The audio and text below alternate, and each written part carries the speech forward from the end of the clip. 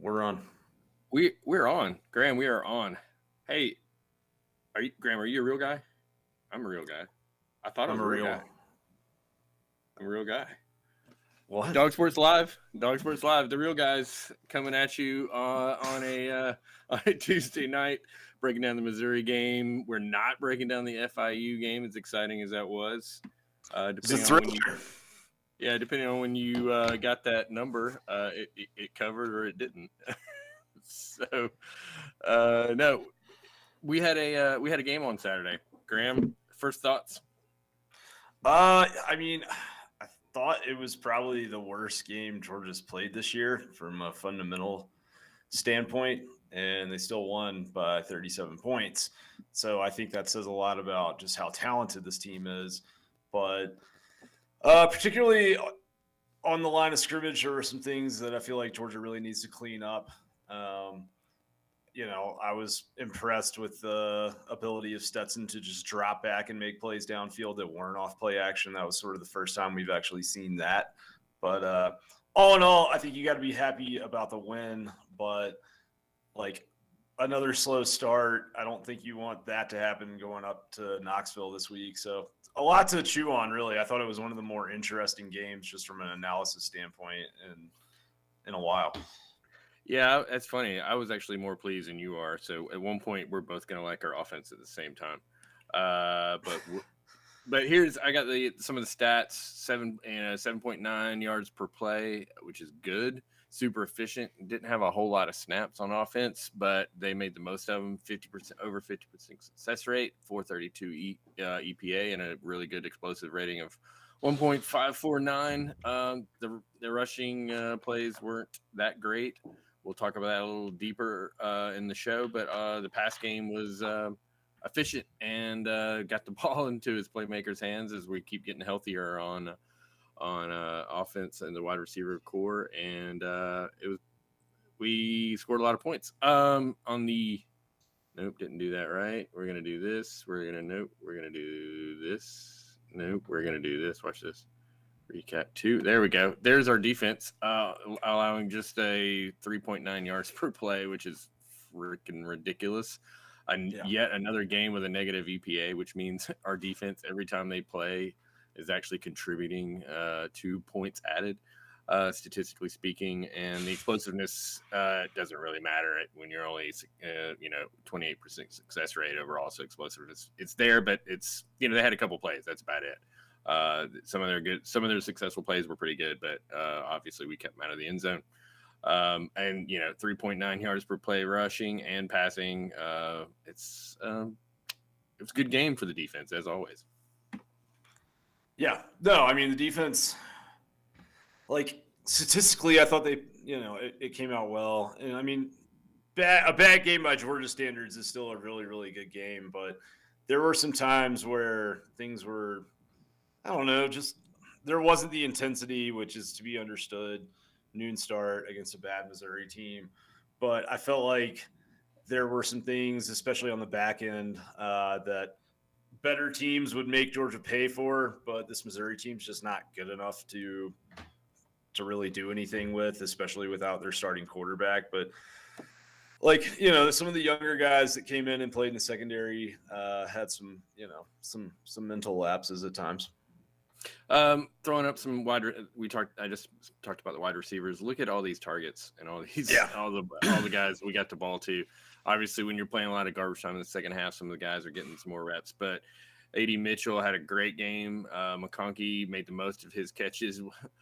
3 out of 4 targets were caught with a 75% success rate. Burton obviously had a day, and Bowers was there making the most of his 3 targets. It was 12.5 yards per attempt and over 1.0 EPA overall and a 66% success rate for those guys. Yeah, so that EPA from Arian Smith on 2 targets is pretty crazy to look at. Yeah, we're going to show the Washington play on there, but let's make a mental note here. He's got one target, 1 reception, only 11 yards, but that 2.877 EPA. Now, that's a perfect example of how EPA is calculated because it was a third down conversion in the middle of the field, and those are extremely valuable for offensive efficiency. Third and 9. I'm going to pull up the Burton plays right here, and then we can talk about how good he was. Yeah, man. I mean, I thought it was really good to see him. I feel like this was the first time we've seen him really look like 2020 Jermaine Burton all year. That play right there, he probably saved a pick. Really good job of coming back and playing that and getting away with a little bit of contact. But like, you put up the graphic before the Florida game of what routes these guys were running, and McConkey and Bowers and some of these younger receivers like Mitchell, it was 4 or 5 routes that they've been running. Burton runs the entire route tree, and having that back in the offense, I think, may have been a little bit why we actually finally saw some just straight drop back passing from Stetson, because it feels like this receiving core is getting right again, and it's a big deal. Great job by him there, working back, getting open for his quarterback on basically a broken play. Also worth saying that's what Stetson brings to the offense. Like, with Daniels in, that's probably a sack if we're just being honest. Maybe he gets rid of the ball quicker. Who knows? But Bennett's ability to do things with his legs does help a lot. And then, this was the ball to Arian Smith. 4th and 6, pretty poor job, actually. We're going to go back and look at what the O-line did on that play, but not great protection. And he was able to go ahead and throw that with a lot of anticipation and lead that to Arian. Like, that's a dime, dude. Like, that's a really, really good throw by him in a pretty meaningful situation. And like you said, everybody kind of got involved in the act. It was like, finally we saw the skill talent that we've been talking about, that we talked about all offseason and that we were excited to finally see. Yeah, here's that Washington play I was talking about coming up. And, it's just, it's one of these plays that we're 3rd and 10 at the 40-yard line. This is where you win the games, is between the 20s. It's just an underneath pattern to Washington, and he absolutely makes the most of it. And that's why he's so explosive. Literally, this is what defines statistical explosiveness, converting on 3rd downs in the middle of the field. And it was a great play. It's you love having that player for whatever quarterback's throwing the ball as a go-to, and he converted a critical 3rd down there. And critical maybe a little stretch, but it was a good play, and that's kind of how explosiveness works. Between the 40s is where you go in from negative EPA, expected plays, to positive, and that's where you get into scoring positions and points per opportunity. All of that factors into that. So let me pull up the sheet again here. Where are we? We're going to go to the 80 Mitchell plays here. Yeah.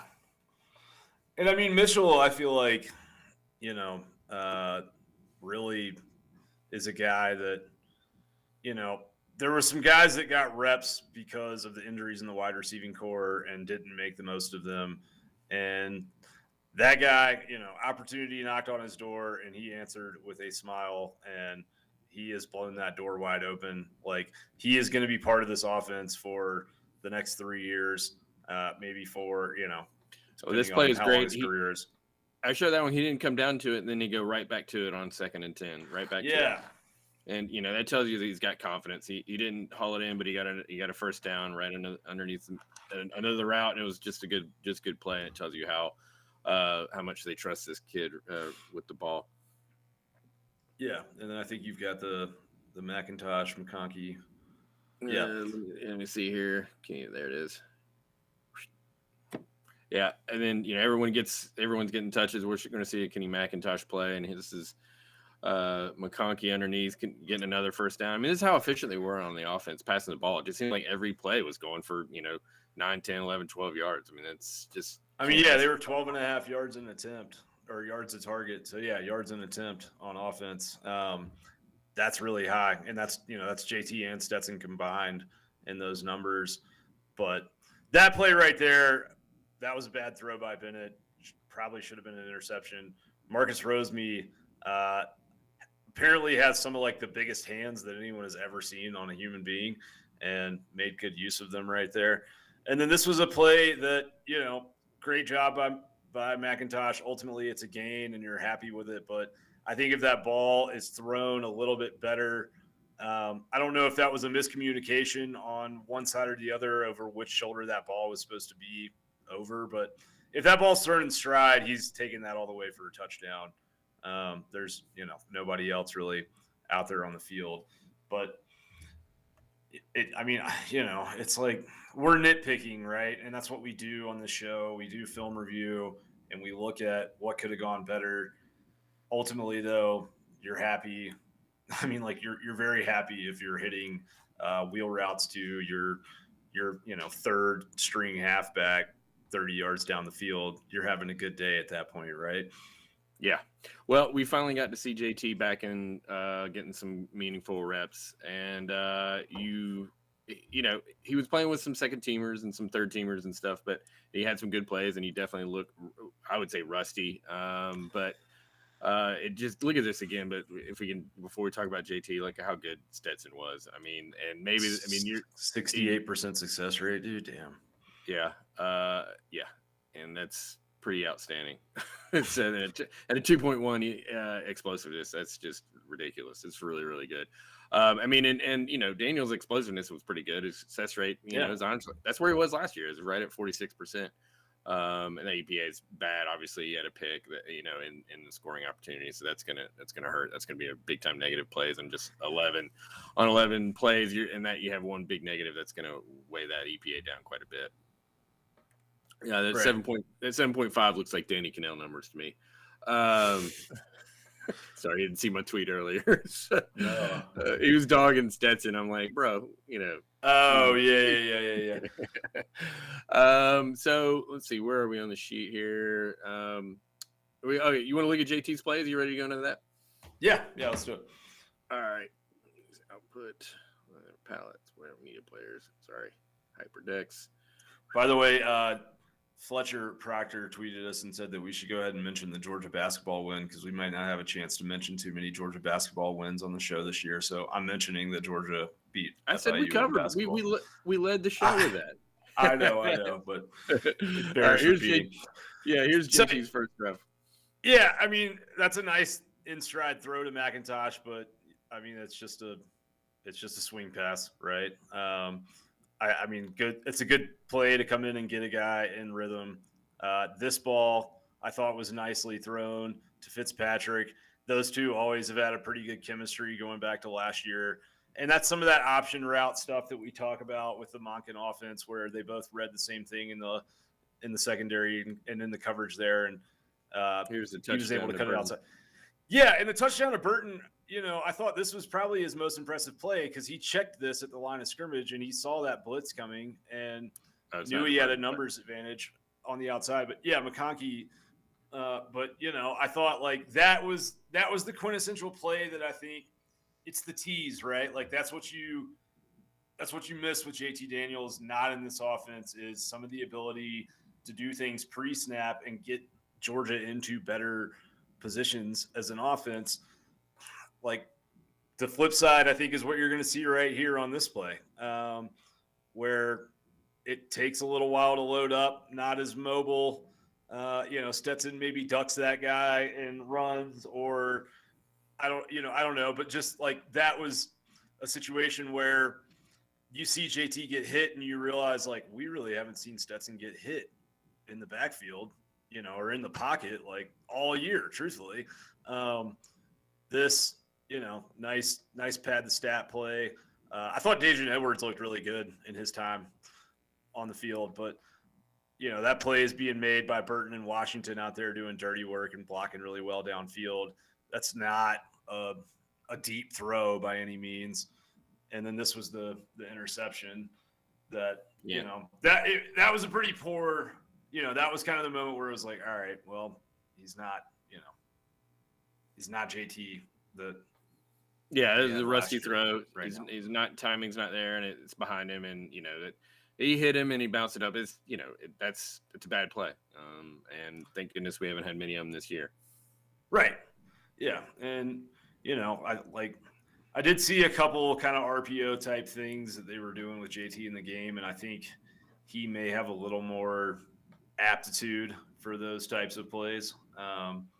It seems like we run more RPOs when he's in the game, so that that is nice. But I mean, I feel like, and that was a good ball there too. Actually, like finding that window is tough. But yeah, I felt like we saw uh, some of those flashes of Daniels, but we also saw why Stetson Bennett has been starting, right? Like, I felt like it made sense afterwards. Did you feel like it kind of like put to rest some of the conspiracy theories, or how did you feel about it?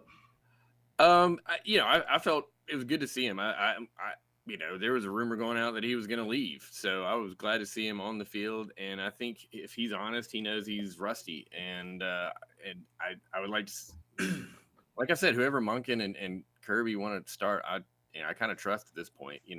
Stetson has proved me wrong over and over again. Has been extremely efficient. I think that's a testament to not only JT. Not only to Stetson, but also to Monken. I mean, he just knows.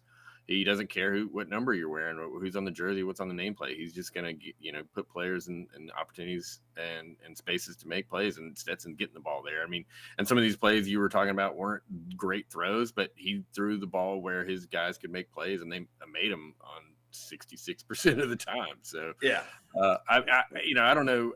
I don't know what it means going forward. I mean, at this point, clearly, Stetson, this might have been his first game all season where he was healthy. I suspect that injury he left early in the season with was holding him back in the Clemson game.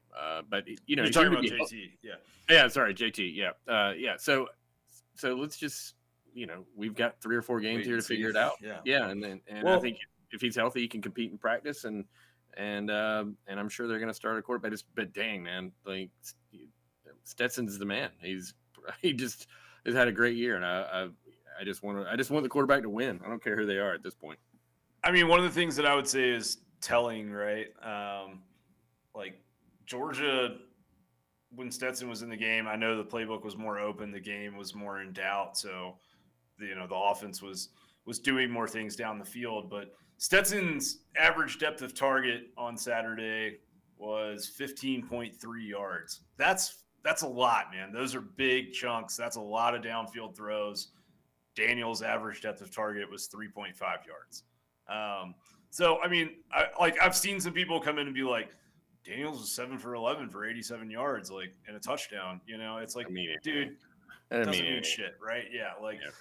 I want Daniels to play. I think that Daniels, like, body of work, we've got more to go off with him. I feel like probably – there's some tantalizing things. There's more arm strength, yada, yada, yada.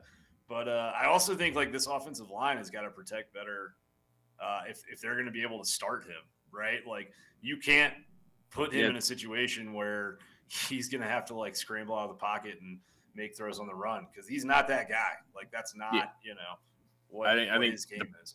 The pass pros got to change with that, and it's not just plug and play the quarterbacks in. Like you said, they're going to run a little more RPO with JT and more play action with Stetson. So yeah, it's not something you can just drop in there. It's not a wide receiver or a tight end. It's that's going to do a lot of the same things. It's like they're different quarterbacks. So before we get into some of those other plays, let's look at this is kind of goes to what I was going to say about Monken.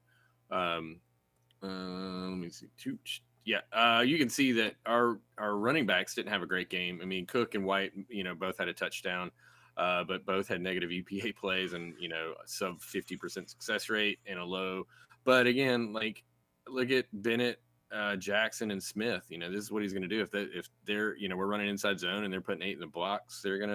Monken's gonna scheme a way to get the ball down the field, whether it's passing or running the ball. Either he'll run it between the tackles or attack the edges. Yeah, I mean, they kept trying to come back to inside power. It's Monken's favorite play. It's a large percentage of the play share. It's the play that Georgia has run the most this year. And not until garbage time did they ever bust one. They busted one good inside power run with Savon Clark in the game. And I think they had maybe one decent chunk run on like 1st and 15 on the second drive to get into 2nd and 3. But yeah, the outside runs that you're talking about, like that, there was some nice stuff that they did there that was creative. Yeah, I mean, Cook had a good start, and I love watching Cook run. He's my favorite player this year. Yeah. And Zamir didn't get anything going. It was kind of frustrating to watch them just run those inside zones and those inside powers, and but and this is the Cook plays. I've got the White one, the Zamir White coming up, and of course everyone's favorite play is still the jumbo package. I mean, that got everybody fired up. I couldn't hear this crowd too well on the broadcast, but I'm sure when they saw the big boys come in there, it got everybody pretty jacked up. Yeah, and it was nice. I mean, I've got some stuff pulled to talk about O-line and red zone. So we're actually going to look at this play again at some point. But no, it's all good. But I did think it was nice to finally see some wrinkles because Georgia sort of struggled down the red zone at times in the first half on Saturday, and that seeing that Wildcat, that was the first time we've seen that all year, I believe. Yeah, I think so. And this is that Kyrus Jackson big run to for again, like I think I told you in our text string that like almost 50% of our yards came on those 3 or 4 plays to and they weren't to our running backs on rushing yardage, that is. Yeah, no, I mean our line yards, I haven't looked at them yet, but I bet they are horrible.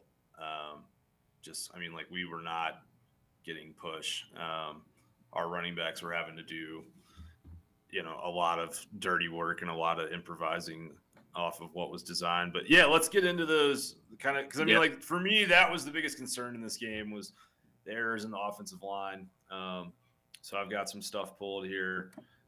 This is first play of the game for Georgia on offense. McClendon and Washington are going to miscommunicate on who should pick up this end up at the top of the line of scrimmage. Schaefer is not going to block anyone. Neither does Broderick Jones.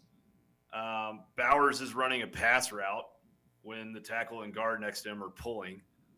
So basically everyone but Van Pran and Erickson screws this play up. Like, I don't know what's going on here, if it's just if it's coming out, if there was a miscommunication on what the play was, but it's bad all the way across the front there. And then, yeah, right here you've got 6 guys in to block a zone run, and you're going to see not a single one gets pushed. Like that's, I think Schaefer ends up on the other side of the play here, but not because he really blocked anybody. Or maybe this is a different play. I'm not sure. Here's 22. Okay, cool. Yeah. So again, 6. Like one thing before you play this play, like everyone was talking about on Twitter during the game. I don't know if you saw it, but it was like, why is Georgia running into these heavy boxes? And it's like, I get that to an extent, but just because there's 6 guys at the line of scrimmage doesn't mean you shouldn't be able to run the ball. This is 6 guys on 6 guys right here. And, 2 more Missouri defenders are going to crash when they see this handoff. But watch Broderick Jones here at the bottom. He's going to let this edge guy just come completely across his face. You can't let that happen. You see, I think it's 0 for Missouri. He's going to work all the way across that formation past Broderick Jones. I mean, he actually over pursues the play, but it's like, this was what was going on all day, is you had guys for Missouri able to move laterally up and down the line of scrimmage anywhere they wanted, and nobody was getting the seal blocks. So going on to 26, we've got 5 O linemen in, 3 tight ends, 0 push, 0 movement up front. Georgia's guys are getting moved around. Missouri's defenders are moving freely across the face of all these offensive linemen. Again, no seal blocks at all. So it's like, okay, yeah, maybe Missouri's in a heavy box there, but you've got 8 guys to block them with. You know what I mean? There's 1 guy out on a route. There's a quarterback and there's a running back. So, I mean, this is designed to run the ball, and they're not able to do it. Here, you're going to see everyone but McClendon allows their man to come down the line of scrimmage on that play. So Jones and Schaefer, look, like if you watch them, Broderick Jones, left tackle, Schaefer, left guard, they're going to let their guys work all the way across the tackle box. Van Pran doesn't get a seal. Erickson doesn't create a seal, so his man works into the hole. It's a shit show all the way across the board. It's not like they're not getting blown up in one spot here this is everyone. This is an epically bad rush defense. Yeah, and this is a defense that gave up 7.9 yards per carry to Vanderbilt the week before. And then, this is a touchdown. But like I talked about earlier, you see neither Bowers or Cook picks up this edge coming off the top side of the line there, off the right edge of Georgia's line. Like, neither of them blocks that guy. So that's why Bennett has to throw that ball so early. Works out. He makes a great throw, and, it's fine in the end. But, like, you don't want to see that. If you're watching film, you want to see that blitz get picked up. Here you're going to have a total whiff by Broderick Jones at left tackle. Like, just doesn't block anybody, basically. He's got that tight end next to him, but you see how that man just like turns him inside and is right there in the hole to meet the back. I mean, that's not good on 2nd and 2, And then we're going to see 1st and goal. Missouri moves Georgia's guys laterally all the way down the line. It's a great angle. You can see what I'm talking about all day. You see how they're just able to play down the line into where the holes are. Like, you can't let the entire defensive front move from one hash to the other on a 2-yard or a 1-yard situation down on the goal line. Like, you've got to be able to push them back or at least seal them if you're not getting pushed. So here we've got Van Pran. He's just going to miss his protection here. Schaefer is supposed to pick up this tight end or he's supposed to pick up the end here because the tight end is going out for a route. So that means SVP is supposed to make that block in the middle. Not only does he miss that block in the middle, but the linebacker that he goes to block, he just leaves the nose there to come upfield. But this linebacker, he doesn't get a block on him either. That guy ends up free and ends up chasing down the play downfield and gets in on the tackle. So it's like that's basically two mistakes on one play by one player. And then once again, right here, you're going to see the interior of the line just gets blown up. Erickson, Van Pran, Schaefer. Like, those three guys have got to get on the same page because this is a small sampling of what we saw on Saturday. But when you go through this game tape, like over and over and over, it's those three guys. There's a communication error that's happening there in some way, shape, or form because, like, it's pretty simple. I mean, like, there's not 40 guys out there to pick from. There's, 4 or 5, sometimes maybe 6 lined up in front of you. Georgia's got to just have the right protections. And that is one of those areas where I think JT Daniels was doing a lot to help Van Pran out pre-snap in terms of kind of pointing out protections to him and, helping him know what the man was or switching out of protections to make things a little easier on some of those guys in the middle.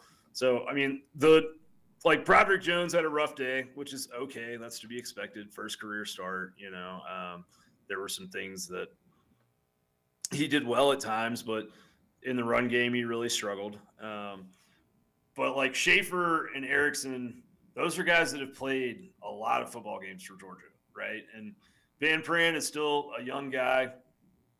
Athletically, he's great. You know what I mean? Like, he's gonna continue to get better, and the mental thing will be something he picks up on as time goes on. But like, Schaefer and Erickson have been doing this too long to not be picking up the right guys or to not be communicating with the guy in between them who they know is a young guy and just keeping each other on the same page. And not having Sawyer in there, it did feel like there was a little bit of a lack of leadership, a lack of communication happening in that front five. So I mean, Georgia's got to figure that out. Like, Tennessee's defensive front is not great. We'll get into that, but like, still, Missouri's defensive front is not great either. And those guys push Georgia around all day, like all day long. So it's not good.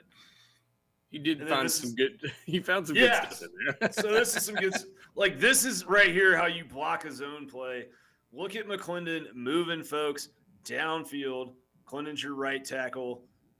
Tight end, is going to split out. But McClendon comes upfield, meets that linebacker from Missouri, and pushes him down the field. Like, that's what you want to see. And then Next play's yeah, coming up. no, you're good. So I mean, this is better, but like right here, you finally get Georgia doing something good off of a pull, but Van Pran, he needs to be looking inside when he comes into this hole. Right here, if he turns left and blocks that linebacker, Cook might spring this run. You know, it could go a very long way, and it's also like, you know, where do you think the linebackers are going to come from? Do you think they're going to come from the outside, or do you think they're going to come from, you know, the tackle box? So it's just simple stuff that I'm sure he'll learn as time goes on. He's got time to watch film. And then right here, this is how inside power is supposed to look. Like, Mims and Truss are in on this play, but they do a really good job on the right side here. And then you're going to see these guys pull. You've got Jones at left tackle. He comes through and does a beautiful job cleaning that. And it's simple. And I mean, like, you know, that play that we saw Georgia run for the long touchdown against Florida, like, that was a power concept. And I mean, when I say power, all I'm saying is Georgia is moving offensive linemen from one side to the other side to try and create a numbers advantage in the run game, to try and, you know, basically create more blockers than the opposition is going to have defenders to take on. So when these guys execute it, it's great. Yeah, continuing on to your dissection of the offense, you've got some red zone errors that you saw. Yes. I mean, you showed a little bit of this, but like right here, Jones and Schaefer, they're going to get knocked straight off the ball. And, you know, Jones and Schaefer, they're on the left side there, obviously. But I mean, I do also take issue. Like, why are you running on the goal line out of a tight bunch formation and asking Marcus Rosemead to go and help block against, what is that, like a 7-man front? You know, like, I felt like that was poor play calling. Spread, like, if you want to have a bunch formation on the goal line, then spread these guys out. Missouri's clearly in man, you know, take advantage of it. And then here, Mizzou just submarines this, and Fitzpatrick doesn't block the edge down here on the bottom. And it's just, you know, again, Georgia hadn't run between the tackle against 4-man fronts. Why are they trying to do so against a 7-man front down on the goal line? And also, why isn't Bennett checking to an easy pass play against man coverage? And then that 3rd and goal, yeah, like, Jones lets his guy through. Schaefer and SVP, they're going to let a rusher through a double team. And then everyone is flowing the same way here, but there's no leak out, which is what you would kind of want to have on a play like this when you've got the whole defense moving in one direction. You like to have that leak that you can kind of throw back to on the right side of the play. So I thought it was kind of a lack of creativity down there in that sequence on the goal line. Credit to Monken. Next time they came down there, they, you know, basically audible into a wildcat or motion into a wildcat at the line of scrimmage, and they ram it in there. But yeah, it just felt like a really lazy day by the offensive line. And like, I know they're young, but yeah, I know. What would you say that performance would do? A similar performance in Knoxville on Saturday? I don't know. I haven't gotten to watch enough Tennessee tape to, like, I don't want to speculate on that yet, but I mean, Tennessee's defense has been pretty bad, so I don't know that it would make that big of a difference. But Georgia's not going to be able to just do a bunch of gadget stuff and, like, run these end arounds and get on the outside and create, you know, 3 or 4 big chunk running plays and get by against, like, an Alabama. You know what I mean? Like, they're going to have to be able to have a legitimate threat running the ball, you know, whether it's off tackle or between the tackles. They're going to have to be able to do something in the run game off the offensive line. You can't just not be able to run the ball or get any push up front. And I think the thing that's frustrating is we go back to that Arkansas game. Like, I know that Arkansas played a lot of 3-man fronts, but still, even in man-to-man situations that day, Georgia's O-line was pushing them over and over and over and getting really good movement, and we didn't see that on Saturday. So, all right. Switching over to defense. Yeah. We're going to start off with some containment issues. Yeah, so I thought you could kind of feel the presence of Adam Anderson be missed at times. There, Georgia's going to lose contain. They've lost contain a lot. They really didn't set edges very well on Saturday. That's just kind of an easy collapse down towards the center there. Here, sorry, if you'll rewind that, you'll see Ringo isn't in position at the snap. This is his man coming across the formation, and he's kind of just lazily trailing his man across the formation. And then his man gets the football, and he eventually is there to kind of help out on the tackle with Christopher Smith. But it's like, it just felt like, they came out not very ready to play and not really tuned in or dialed in. That's a play where, if he's going full speed, he's there to meet that guy as he's coming around that corner, and it's a short game or a tackle for loss. And then just there, I thought lazy tackling, not coming off blocks very well, not really fighting through some of that stuff. Just a lot of arm tackle. You don't see that from this Georgia defense much, and they did step it up after this kind of early section of the first quarter. There you've got, another. You should not ever have a giant hole up front when you've got this group of defensive tackles. It's a good call to put the draw on by Mizzou versus the blitz. But I think Walker and Carter, if you look at them, those are the two on the bottom side of the line here. It's I think one of them thought they had a stun on and the other one didn't, because the way that plays out, there's something weird there. It was like one of them twisted, the other one didn't. And then Walker wasn't there to fill that hole. And that guy, the Mizzou quarterbacks all of a sudden got a huge lane upfield. So just kind of odd little things like that. And then this is just straight up bad tackling. That's thankfully a quarterback. Thankfully that's the exception rather than the rule. You don't see Scene miss many of those, and he was no. And then this was an assignment bust by Bullard, I believe. I could be wrong. Maybe there was somebody on the back end, but him and Dean are both right there. And the bottom of the screen there. Yeah, this slot receiver.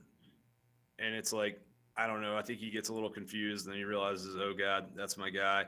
The ball's thrown behind him, and he gets back in. And honestly, if he hadn't panicked, he may have been able to make a good play on that ball, but. He's a young guy, that's to be expected. And then right here, just again, an edge setting issue. Trevon Walker flows a little bit too far inside, over pursues. He's the defensive end on the bottom side of the screen, and he creates that cutback lane. So some of this stuff is a result of wanting to make plays and being aggressive, and I'm sure that Kirby and this defense would tell you if they're going to make mistakes, that's how they want to make mistakes. But there were some things where it was just kind of a little, just Georgia has played with 100% intensity all season long. There were times on Saturday, especially the first half quarter, where it felt like they were more at 85%. I mean, they still gave up 6 points, right? So I'm the asshole here if we're being honest. No, it's good. This is honestly, this is everyone's it's a noon game. We got out early. We whipped their butts on the scoreboard, but this is why we watch the show, and I include myself in that. It's you're giving us more than just the big plays on offense and the scoreboard. You're showing us that we need to. Where our deficiencies are, that's the kind of stuff that if you're going to be are you elite or are you not, as one might say. Yeah, there you go, man. Yeah. All right. So we do have some good plays from the defense, though. Yeah. And so here you're going to see Trevon Walker. This is really, really good.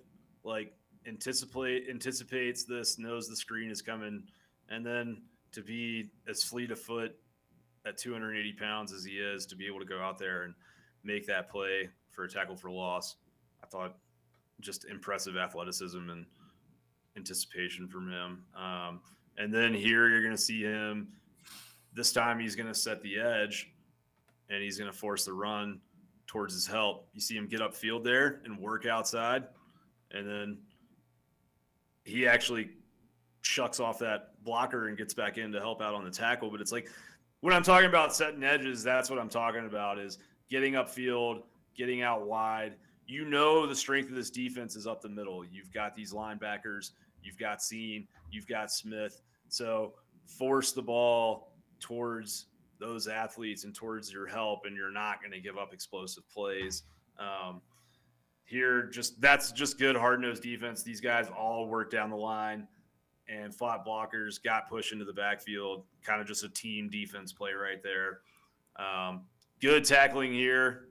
That, the play before, Quay had kind of come in and missed a tackle on the quarterback when he had a free run right there. Brinney takes advantage of the mistake. And then this play right here, I thought was actually the most fun thing that I saw watching this tape. So our boy Christopher Smith, you see him, he's the safety right there. He's standing on the 40-yard line, right in between, like kind of just right above that bottom hash. And he motions, if you go back, he's going to motion to 22, Javon Bullard. You're going to see him yell at him and tell him to move up. And Bullard's going to move up because Smith watched his tape and he knew that this formation they were going to run this swing screen out of. So he wants Bullard working upfield. And then, boom, he comes in and makes the tackle for a 1-yard gain. That play was made 4 days before the game. That's good stuff, dude. Thank you. And then this is going to be Ringo, I think, is just special, man, in terms of it's rare to find a shutdown corner who likes to hit, and he likes to hit. He does a nice job fighting off the block, making the tackle. Kobe Dean continues to show incredible speed sideline to sideline. But I love Ringo's physicality and run support, man. You don't see that from a true boundary corner very much. And then that's just Jordan Davis doing his thing. It's always fun to watch. And then this was probably the best thing of the day, in my opinion, was just Travon Walker parking that guard into the quarterback's lap. The push that he gets here is pretty unreal. So, yeah. And then the last one we've got, beautiful job by Brinney. Just a clean hit, leads with his shoulder, goes for the midsection, hits him in the pads. There was never a question of was that targeting or anything like that, but clean but physical hit, separates the receiver from the ball. Just perfectly played. It was a textbook for the modern kind of college football rules. If that was like Greg Blue back in the day, that dude gets his head taken off, but now we have targeting, and thought he played it really well. Yeah, we didn't cover. I think we missed by a point. And I think we did leave some points on the field, offensively and stuff, certainly with the missed opportunity by JT. But that defense, they take such pride in keeping guys out of the end zone. And that, we saw it in the Florida game on the sidelines when they, how, the leadership there on the sidelines watching the shutout go away. And then this week, they were cheering the defense on to keep them out of the end zone there on that 4th down play. So it was exciting, and we were so lucky to have so many talented players, and it was a blast. It was a fun game to watch for me. Even as we're gonna pick it apart, but that's what we do here at Dog Sports Live. No, it was a fun game to watch, and I do think, I don't want to discount the thing that we saw from Stetson, which was, over half of his dropbacks this year have been off play action. On Saturday, only 5 dropbacks off play action. He has 15 that are no play action, and 78% completion, 15 yards an attempt, and 2 touchdowns off of those straight dropbacks.